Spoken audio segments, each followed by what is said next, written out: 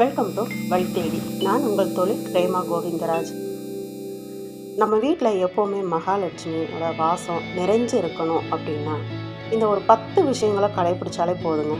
வீட்டில் எப்போவுமே நல்ல ஒரு பாசிட்டிவ் எனர்ஜி இருக்கும்.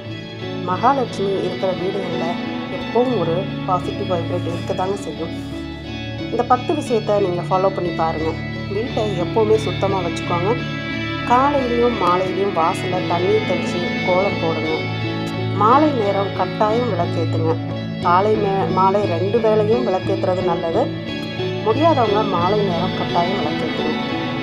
வீட்டில் தேவையில்லாத வாக்குவாதம், கோபம், சண்டை தேவையில்லை. அம்மாவுக்கும் மனைவிக்கும் மரியாதை கொடுக்க கற்றுக்கோங்க. பணத்தை ஒருபோதும் அவமதிக்காதீங்க. உடைஞ்சு போன பாத்திரங்களை யூஸ் பண்ணுறதை நிறுத்துங்க.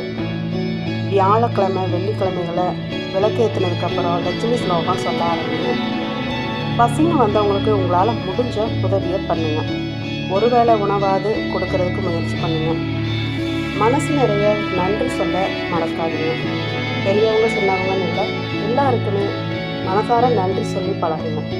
இந்த 10 விஷயம் நீங்கள் கடைப்பிடிச்சிட்டு இருந்தீங்க அப்படின்னாலே உங்களோடையும் உங்கள் வீட்லேயும் மகாலட்சுமி வாசம் செய்வாங்க. எந்த காரணத்தை கொண்டும் மகாலட்சுமி வெளியே போக மாட்டாங்க. லட்சுமி கடாட்சம் பெறணும் அப்படின்னா கீழே கமெண்ட் பண்ணுங்க.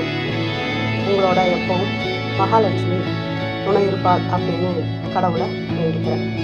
வீடியோ பிடிச்சதுன்னா லைக் பண்ணுங்கள், நண்பர்களுக்கு ஷேர் பண்ணுங்கள். மறக்காமல் நம்ம சேனலை சப்ஸ்கிரைப் பண்ணிக்கோங்க. சப்ஸ்கிரைப் பண்ணும்போது ஆளுங்க பெல் பட்டனோட சப்ஸ்கிரைப் பண்ணிக்கோங்க. அப்போ தான் நான் போடக்கூடிய வீடியோஸ் எல்லாம் உடனுக்குடனே நோட்டிஃபிகேஷனில் கிடைக்கும். உங்களுக்கு இந்த வீடியோ பிடிச்சிருந்தது அப்படின்னா கமெண்ட் பாக்ஸில் மகாலட்சுமி அப்படின்னு சொல்லி ஒரு கமெண்ட் பண்ணுங்கள். மீண்டும் இணைந்திருங்கள் வழி தேடி. நன்றி, வணக்கம்.